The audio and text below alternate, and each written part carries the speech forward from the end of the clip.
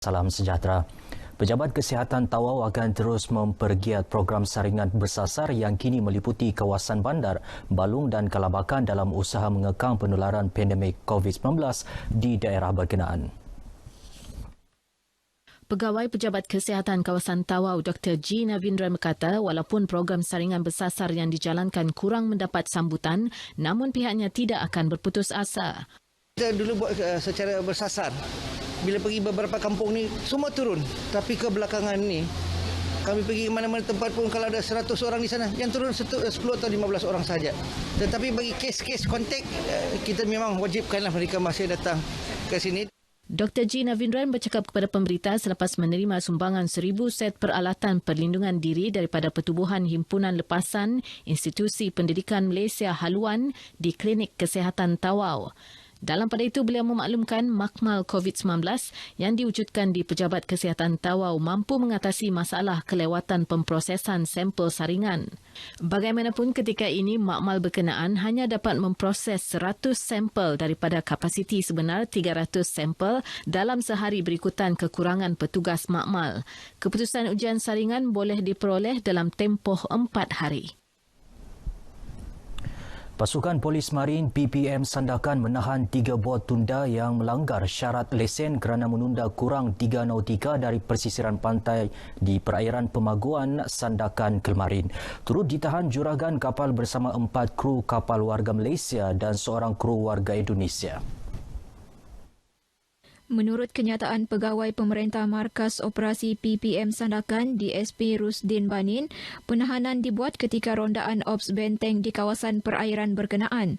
Beberapa peralatan seperti pukat tunda dan pelbagai hasil laut dan saiz lebih kurang 400 kg turut dirampas.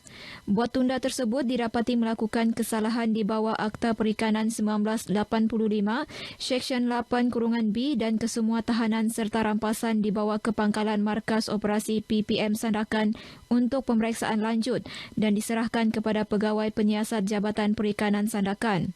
DSP Rusdin mengingatkan masyarakat maritim dan pesisir pantai di daerah berkenaan agar menyalurkan terus maklumat kepada PPM jika terdapat sebarang aktiviti mencurigakan di kawasan mereka. Usahawan perusahaan kecil dan sederhana PKS di negeri ini disaran memanfaat peluang perniagaan secara dalam talian termasuk inisiatif Shop Online Malaysia yang disediakan kerajaan. Pendekatan ini memberi ruang kepada usahawan PKS mempromosikan produk mereka dengan lebih luas, malah berupaya menjana pendapatan tinggi dengan kuasa beli lebih besar. Pensyarah Fakulti Pengurusan dan Perniagaan Bahagian Ekonomi Universiti Teknologi MARA UiTM Cawangan Sabah, Herniza Roxanne Markus berkata, pendekatan ini juga amat bersesuaian dengan situasi ketika ini yang menggalakkan penggunaan aplikasi dalam talian bagi mengekang penularan pandemik itu. Bila mereka masuk dalam dunia digital ni, secara tidak langsung ia adalah persediaan untuk masa hadapan. Kita tidak tahu apa akan berlaku pada masa hadapan. Jadi dengan adanya persediaan dari segi digital ni, diorang mungkin akan dapat kurangkan kerisauan akan kerugian kepada perniagaan mereka. Herniza ditemui RTM di UiTM Cawangan Sabah Sepanggar. Dalam perkembangan sama, beliau melihat penglibatan usahawan PKS dalam perniagaan dalam talian semakin meningkat terutama melibatkan golongan belia. Kebanyakan mereka dilihat lebih kreatif dalam mempromosikan produk yang dihasilkan untuk menarik minat pembeli. Universiti Malaysia Sabah UMS sentiasa bersedia dan komited untuk menjayakan program pengukuhan budaya ilmu yang boleh membantu memantapkan lagi pembangunan aspek akademia di negara ini. Naib Chancellor UMS Profesor Datuk Dr. Taufik Yap Yun Hin berkata ini termasuk menganjurkan persidangan antarabangsa dengan sokongan padu pelbagai pihak termasuk pihak swasta dan pertubuhan bukan kerajaan NGO. Profesor Datuk Dr. Taufik yang ditemui RTM selepas merasmikan persidangan antarabangsa pendidikan sains teknologi ISIS di UMS Kota Kinabalu berkata, kerjasama seumpama dapat menghasilkan perkembangan ketara daripada segi pengukuhan budaya ilmu. Dua perkara sangat penting sekarang ni iaitu pendidikan dan juga social science serta teknologi dia yang menjadi tumpuan dalam persidangan ini, dan kita lihat bahawa pendidikan ini sangat penting dalam kehidupan manusia. Dalam masa sama, katanya, universiti berkenaan juga sentiasa menyokong usaha warganya dalam merancang dan melaksana aktiviti dan dasar yang melibatkan pembangunan akademia. Ia sejajar dengan peranan UMS sebagai gedung ilmu yang dilengkapi dengan pelbagai kemudahan yang boleh dimanfaatkan oleh semua pihak.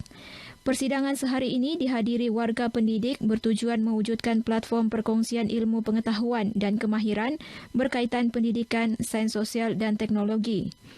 Hadir sama Pengarah Pendidikan Sabah, Datuk Dr. Mistrin Radin dan Naib Chancellor Universiti Pendidikan Sultan Idris UPSI, Profesor Datuk Dr. Muhammad Sattar Sabran.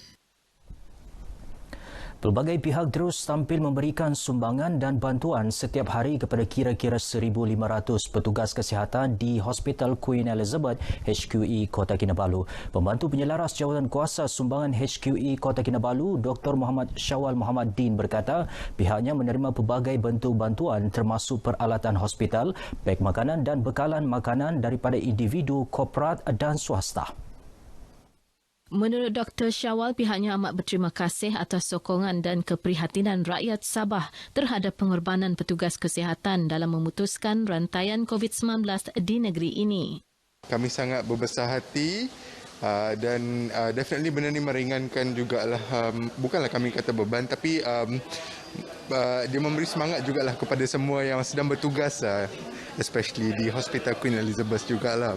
Beliau ditemui RTM selepas majlis penyerahan mesin disinfeksi oleh Jetsin 9 Berhad, sebuah syarikat pengedar produk makanan halal tempatan di HQE Kota Kinabalu. Jetsin yang diwakili pengarah urusannya, Koh Chung Jade, turut menyerahkan 24,340 pek makanan yang diagihkan kepada petugas Klinik Kesihatan Luyang dan HQE.